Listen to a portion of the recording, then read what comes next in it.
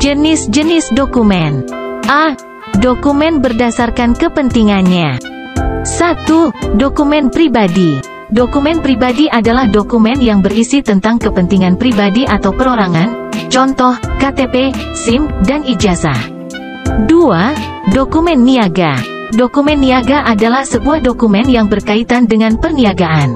Dapat berupa alat pembayaran seperti cek, obligasi, faktur, del. 3. Dokumen sejarah. Dokumen sejarah adalah dokumen yang berkaitan dengan sebuah peristiwa yang terjadi pada masa lalu. Dokumen sejarah dapat berupa catatan penting seperti rekaman film. 4. Dokumen pemerintah. Dokumen pemerintah adalah dokumen yang berisi informasi ketatanegaraan dari suatu pemerintah. Contoh, keputusan presiden, undang-undang peraturan daerah.dll. B. Dokumen berdasarkan bentuk fisiknya. 1. Dokumen literer. Dokumen literer adalah dokumen yang ada karena ditulis, dicetak, digambar, direkam, dan dikumpulkan dalam perpustakaan, contoh, buku, majalah, film. 2. Dokumen korporil. Dokumen korporil adalah dokumen yang berupa benda sejarah, biasanya dikumpulkan di dalam museum, contoh, arca, pakaian adat, patung, uang kuno, keris.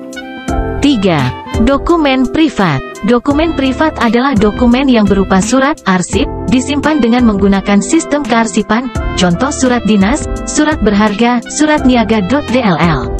C. Dokumen berdasarkan dokumentasi.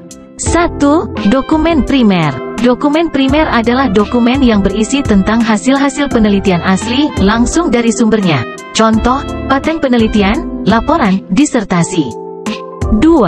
Dokumen sekunder. Dokumen sekunder adalah dokumen yang berisi informasi tentang literatur primer, contoh, kamus, bibliografi, majalah, indeks. 3. Dokumen tersier. Dokumen tersier adalah dokumen yang berisi tentang literatur sekunder, contoh, buku, teks panduan literatur.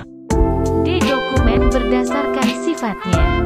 1. Dokumen tekstual. Dokumen tekstual adalah dokumen yang keseluruhan isinya pada hakikat dalam bentuk teks tertulis yang kemudian dibaca oleh pemakai, contoh, majalah.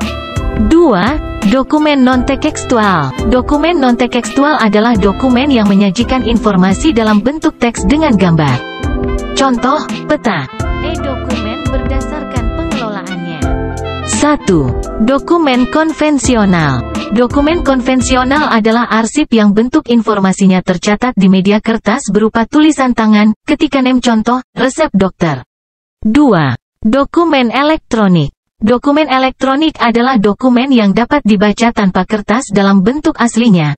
Contoh faktur yang diterima dalam bentuk PDF melalui email. F. Dokumen menurut fungsinya.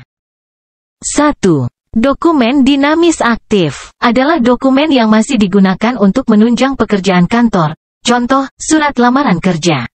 2. Dokumen semi-aktif adalah dokumen yang jarang digunakan untuk pekerjaan kantor. Contoh, ijazah set. 3. Dokumen inaktif adalah dokumen yang penggunaannya sudah dinonaktifkan, tidak digunakan lagi. 4. Dokumen statis. Dokumen statis adalah arsip yang dihasilkan oleh pencipta arsip karena memiliki nilai guna kesejahteraan.